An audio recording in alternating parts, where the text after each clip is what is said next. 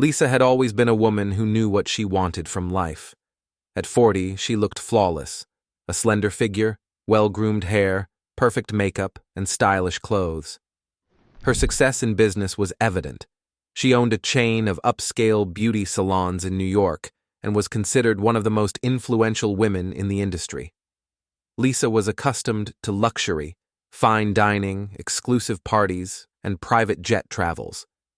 Yet, despite all this, there was one thing missing in her life: genuine feelings.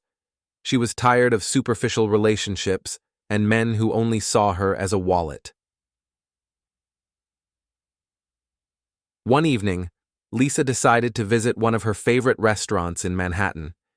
It was a place she went to unwind and enjoy a quiet dinner alone.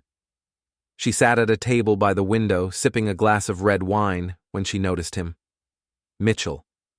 He was around 35 and incredibly attractive. Tall, with a muscular build, short dark hair, and piercing blue eyes. He was dressed simply but stylishly, a black shirt with an open collar, jeans, and leather boots. Mitchell exuded confidence, and Lisa couldn't take her eyes off him. He noticed her gaze and approached her table. "Hi, I'm Mitchell. You seem to be the most beautiful woman in this restaurant. Mind if I join you?" he said with a slight smile. Lisa, though used to compliments, felt her heart skip a beat. She nodded, and he sat down across from her. Their conversation started easily and naturally. Mitchell was witty, charming, and seemed to know everything about anything. He talked about his travels, his love for sports, and his passion for art. Lisa was captivated. She didn't notice how hours flew by, and the restaurant began to close. From that evening on, their dates became regular. Mitchell always chose interesting places: cozy cafes, art exhibitions, walks along the waterfront. He was attentive to Lisa, always listening to her, making her laugh, and surprising her. Lisa felt like she had finally met a man who saw her not just as a successful businesswoman, but as a woman. She began to fall in love. However, behind Mitchell's charming facade lay a completely different reality. In truth, he didn't have a steady job and survived on odd jobs. He lived in a small apartment in Brooklyn, which he shared with his friend Jake. Jake was just like Mitchell, charming but aimless. They often hung out together, drinking at bars and dreaming of a big score. One evening, sitting at their favorite bar, they started discussing how to make some quick money. "Listen, Mitch, you're seeing this Lisa, right? She's loaded, isn't she?" Jake asked, sipping his beer. Mitchell nodded. "So, why not use that? You know how it's done. Scam her for some cash and then disappear.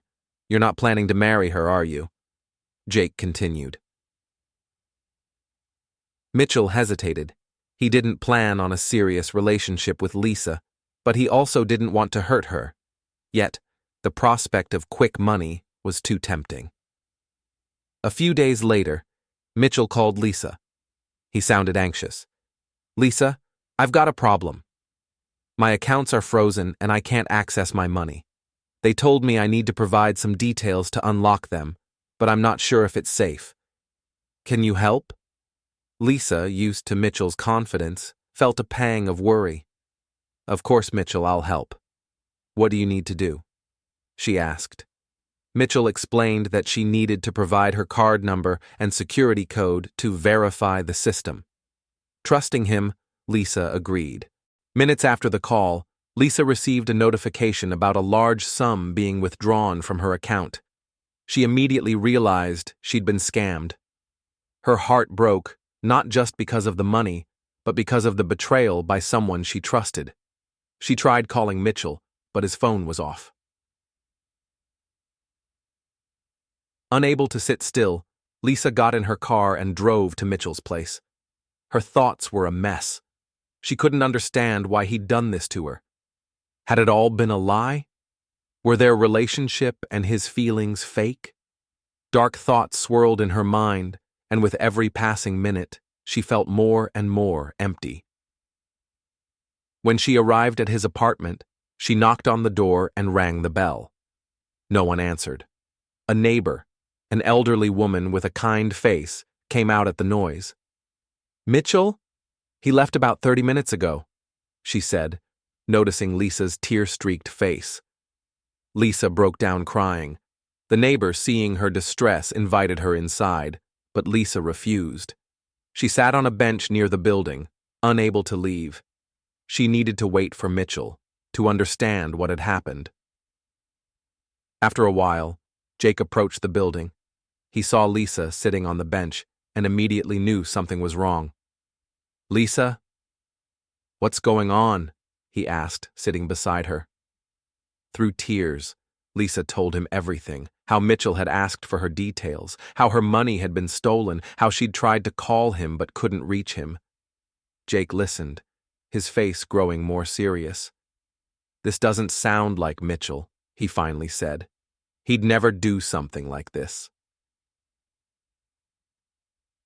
At that moment, Mitchell himself approached the building. His face was pale, his eyes empty, as if he'd just been through something terrible. Lisa, seeing him, jumped up from the bench and lunged at him, fists flying. "How could you? I trusted you!" she screamed. Mitchell, though physically stronger, didn't resist. He just stood there, taking her blows, until Jake stepped in and stopped her. "Lisa, wait," Mitchell said, his voice trembling. "I didn't want this. I don't even understand what happened." He sat on the bench, burying his face in his hands. Lisa and Jake stared at him, waiting for an explanation. "I got a call," Mitchell began. "A voice on the other end said it was the bank's security service. They told me my accounts had been hacked, and to prevent losing money, I had to follow their instructions. They sounded so confident, so professional. I didn't even doubt them. They said I needed to withdraw the money and transfer it to a secure account. And they told me not to talk to anyone until it was done. I was like under a spell.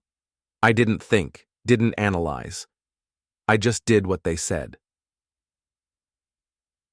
Lisa listened, her anger slowly turning to confusion. You really didn't realize what you were doing?" she asked. Mitchell shook his head. "Number I only started coming to my senses now. When I transferred the money, it just disappeared. And I realized I'd been scammed. I tried calling you, but you didn't answer. I didn't know what to do."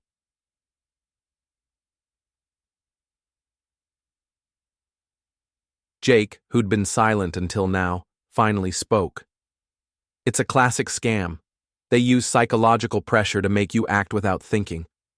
Mitchell, you were their victim." Lisa felt her heart clench. She realized that Mitchell had also been a victim, just like her. Her anger began to fade, but the sense of loss and betrayal remained. "What do we do now?" she asked quietly. Mitchell looked up at her. "We go to the police. I'll tell them everything. Maybe they can do something." Lisa nodded. She knew it was the only way. But deep down, she felt the bitterness of knowing that their relationship, which had seemed so real, had been destroyed by someone else's greed. She looked at Mitchell and realized that, despite everything, she still had feelings for him.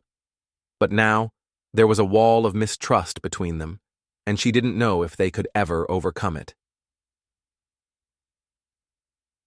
They called a cab and headed to the police station together. Lisa sat in the front seat, while Mitchell and Jake sat in the back. The car was filled with heavy silence, broken only by the sound of the engine and the occasional noise of the city outside. Lisa stared out the window, trying to make sense of everything that had happened. Her thoughts were chaotic, but one thing was clear: she needed to get to the truth. Jake, sitting in the back, leaned over to Mitchell and whispered, though with clear irritation in his voice, "What are you going to tell the police? You're the one who stole the money. Do you realize you could go to jail?" Mitchell, clenching his fists, replied, "I didn't steal. I was scammed, just like Lisa. I didn't want this. Jake snorted. "You're an idiot.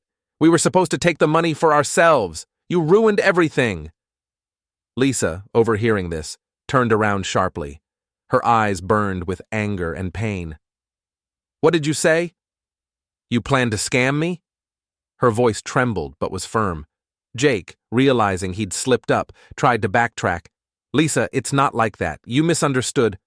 But she wasn't listening. "Stop the car," she shouted to the driver. The cab pulled over abruptly. Jake, without a word, slammed the door and got out. He walked quickly down the sidewalk without looking back. Lisa, still in the car, turned to Mitchell. Her gaze was icy. "Explain to me what happened. You planned to scam me? You're a monster. I'm reporting you to the police." Mitchell, unable to meet her eyes, lowered his head. "Lisa, I don't know how it happened. We did plan to, but I didn't want to hurt you. I was stupid. I made a mistake. I was scammed too. I didn't want it to end like this." But Lisa couldn't listen anymore.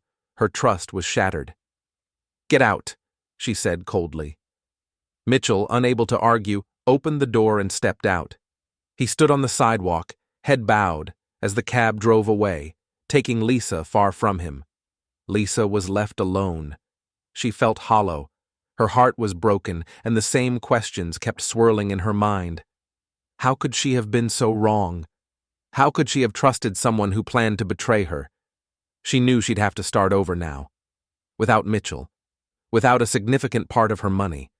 But she also knew she was stronger than ever. She wouldn't let this break her.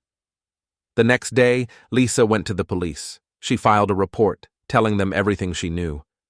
The police began an investigation, but Lisa knew the chances of getting her money back were slim. She also decided to contact her lawyer to ensure her finances were now secure. As for Mitchell, he disappeared. Lisa never saw him again. She heard he'd left the city, trying to start a new life.